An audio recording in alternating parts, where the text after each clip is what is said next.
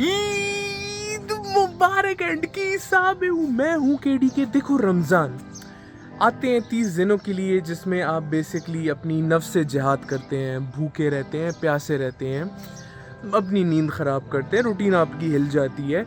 फिर आ जाती है ईद, जिसके लिए आप अपनी रूटीन उस ईद के दिन के लिए उठने के लिए वो सेट करते हैं। ऐसे सोते हैं और अगले दिन ऐसे उठते हैं, इतना रेडी होते हैं कि आप पूरी दुनिया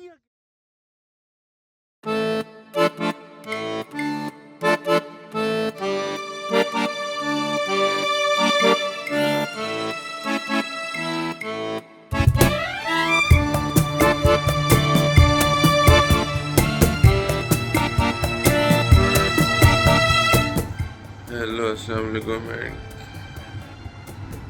तो मोस्टली ईद मेरी कुछ ऐसे गुजरती है, निहायत ही मुर्दार हालत में। नीचे आओ, सबको अपनी शक्ल दिखाओ और फिर बहुत ही मुश्किलों से नहाओ। चाहे पानी ठंडा हो या गर्म हो, वो पहला कांटेक्ट बर्दाश्त नहीं होता। नहाने के बाद और नमाज पढ़ने के बाद सबसे ईद मुबारकी के गले मिलो, फिर बहन भाइयों से लड़ो कि कौन किसको ईदी देगा। कैसे हो बड़े भाई? ईदी वाला दिन है आज। मैं कब से अच्छा ईदी में बड़ा भाई हो गया हूँ। ईदी में बड़ा भाई हो गया हूँ। ऐसी बाकी हरकतों में मैं मुझे छोटा बना के रख दिया। फिर मेरी नजर पड़ी ईद की पहली डिश पे, शीर खोरमा। इन सब के बावजूद शीशे में मैंने अपने आप को देख के एक ही सवाल पूछा, was it all worth it? लेकिन इन सब के भी बावजूद मैंने कोशिश की कि अंदर से सबसे ज्यादा इंथुजियास्टिक आवाज निकाल के सबको बोलूं, ईद मुबारक एवरीवन।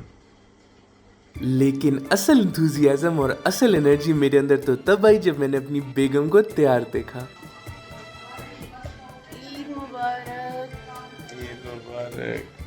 फिर हमने फूफियों के साथ ईद मुबारकी की। उसके बाद मैंने मनाया the not so exciting part of Eid, लोगों को मैसेज या कॉल करके ईद मुबारकी करना। लेकिन जो एक एक्साइटिंग पार्ट था वो था इतने दिनों के बाद रोशनी में दिन के टाइम पे पानी पीना। मेरी बहन और बेगम ने अपना व्लॉग बनाया और 7 या 8 दफा तो ईद मुबारकी की एक दूसरे को, और फिर की सबने नाश्ते की तैयारी। और आए हाय हाय, ईद छोटी हो के बड़ी हो, नाश्ता हमेशा लेवल का ही करते हम लोग ईद के दिन। और एसएस बेकर्स ने क्या मजेदार कुकीज और केक भेजे थे, ईद में 4 चांद लग गए नाश्ते के। तो जब सबने आराम से नाश्ता कर लिया, तब बारी आई मैंडेटरी ईद पिक्चर्स और वीडियोस की, जिसकी मैंने तो धजिया उड़ाई, बाकियों ने थोड़ी बहुत खींची ली। अब हर साल कौन सा नया पोज हम इजाद कर सकते हैं, ये बताओ। फिर वासिद के घर से बड़े यूनिक और मजेदार किस्म के खाने आए। मजे की थी बिरयानी और यूनिक एंड मजे की थी कुरखे एंड मैकरोनी। अब जितना टाइम गुजरता जा रहा था उतनी मुझे नींद आती जा रही थी, लेकिन एक झटका मुझे मिला जिसने नींद भगा दी मेरी। ईदी मुझे मामा पापा ने ईदी दी। फिर मैंने बेगम को बुलाया और उससे कहा कि यार मुझसे भी ईदी ले लो आज, तो क्या याद रखोगी? ये तुम्हारी अम्मी ने दिए थे ना? ठीक है, चलो चलो हिसाब किताब करते हैं ना। इसमें से 5 तुम्हारे थे, 5 मेरे थे। मेरे वाले 5 निकालो। ठीक है, इसमें ये 5 ऐड करो और 10 मेरी तरफ से तुम्हारी ईदी। उसके बाद भी नींद के ऐसे झटके लगते रहे कि उस नींद ने मुझे अंडरटेकर बना दिया। लेकिन घर वालों ने कहा कि चलो उठो नानी की तरफ जाएं, क्योंकि हर साल ईद के पहले दिन हम रात का खाना नानी के घर खाते हैं। उधर पहुंचे के सब कजनों ने अपने फोन उठाए, स्क्रिप्ट लिखी, एंगल, डायरेक्शन और पोजेस बना के ईदी मिल रहे थे एक दूसरे से, जिसके कोई 5-5, 6-6 टेक मैंने लिए। फिर बीच में मजा ना आया तो एंगल चेंज किया और दोबारा मिले, और मैं बस तमाशा ही देख रहा था। अब यहाँ मेरा फ्यूल एम्प्टी की तरफ जा रहा था और मैं होने वाला था बिल्कुल बेहोश, तो पता चला कि रोटी खुल गई है। अब नानी के घर आया हूँ और खाना मजेदार ना हो, ऐसा हो सकता है? मामी ने इतनी मजेदार मजेदार डिशेस तैयार की हुई थी। उस वक्त तो ये सब देख के नींद भाग गई थी, लेकिन पता था कि ये खाने के बाद बड़ी मजेदार नींद आने वाली है। तो हमने खाना पीना किया, नानी के साथ बैठ के थोड़ी गपशप लगाई और हम घर चले गए, क्योंकि मेरी बर्दाश्त खत्म हो रही थी। घर जाते साथ ही मैं सो गया और इस तरह खत्म किया मैंने डे 1 ऑफ ईद। क्योंकि आज जागा जल्दी था तो इसलिए नींद भी जल्दी आ गई। और जब अगले दिन उठा तो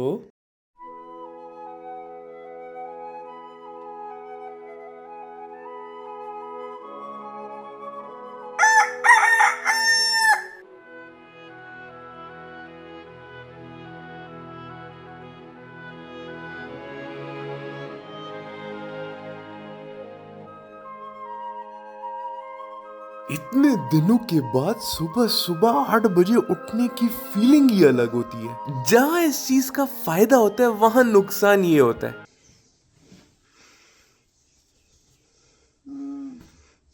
उठो ना। कि आपके अलावा कोई और उठता ही नहीं है। लोलो उठो, सुबह हो गई, रोजे खत्म। लोलो खैर, सबके उठने से पहले मैंने कुछ डॉक्यूमेंट्रीज देखी, फिर बैठ के हमने नाश्ता किया मजेदार किस्म का अगेन।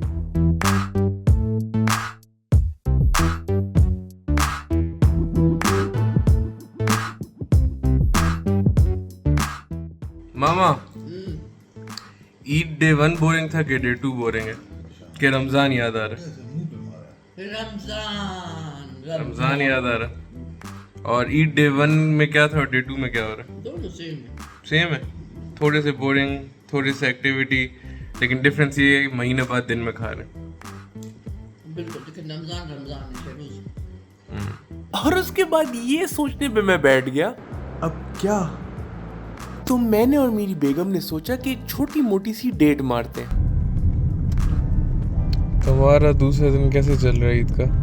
बोरिंग, बोरिंग क्यों? क्योंकि कुछ है ही नहीं करने को। और घर में मैंने पुलाव बनाया। अच्छा, तुमने बनाया? ये वासित के घर जा रहा अच्छा, है। मामा इस बोले- बंदे के लिए बोरिंग नहीं है? हाँ, आज ये इतने ना- एक्सीडेंट हुए, इतने ना, बिल्कुल। हद खतरनाक। और लोगों को शर्म ही नहीं है। बस वो ईद की मस्ती है, कोई ऐसे भी नहीं होनी चाहिए। लेकिन हमें भी तो कुछ मस्ती होनी चाहिए थी, कुछ भी नहीं है। हम तो है ही बोरिंग। बोरिंग। हम बाहर गए, हमने मजेदार शेक पिया और साथ में हमारा फेवरेट कचहरी चौक का जो फेमस शवरमा है वो खाया।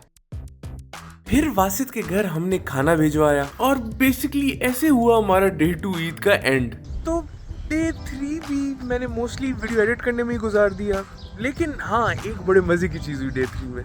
मैंने एक न्यू फ्रेंड बनाई जो आई हुई थी मेरे घर मामा से कुछ काम शाम कराने। उस क्यूट फ्रेंड का नाम था अदन और उसने मेरे साथ पिक्चर्स खिंचाई और मेरी बहन के साथ भी पिक्चर्स खिंचाई और वो मेरी वीडियोस भी बहुत शौक से देखती थी। तो थैंक यू अदन, मेरा दिन बनाने के लिए, मेरा डे 3 बनाने के लिए, जो मेरा बोरिंग गुजरा था डे 3 उसको और मजेदार बनाने के लिए। Thank you so much. और इस तरह ये ईद 2024 सीरीज होती है खत्म। होपफुली आप लोग के रमजान एंड ईद खुशियों में गुजरे हों, घर वालों के साथ गुजरे हों और मेरी तरह मोस्टली ना गुजरे हों।